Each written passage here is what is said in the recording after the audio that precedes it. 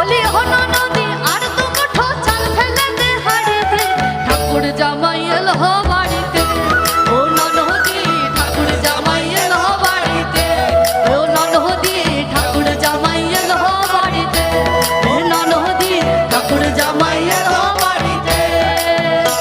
বলি হলো নদী, বলি হলো নদী আর দু মুঠো চাল ফেলে দে হাড়িতে, ঠাকুর জামাই।